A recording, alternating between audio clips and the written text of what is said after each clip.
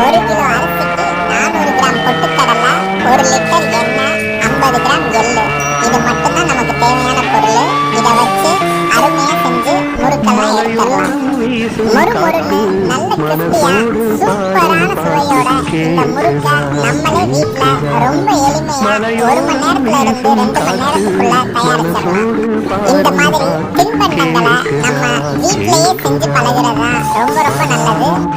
எவ்வளவுக்கு எவ்வளவு கடை தின்பண்டங்களை எல்லாம் குறைச்சு வீட்டிலேயே நம்ம ஹெல்த்தியான ஸ்நாக்ஸை குழந்தைகளுக்கு கொடுத்து பழக்கிறது ரொம்ப நல்லது. Subscribe to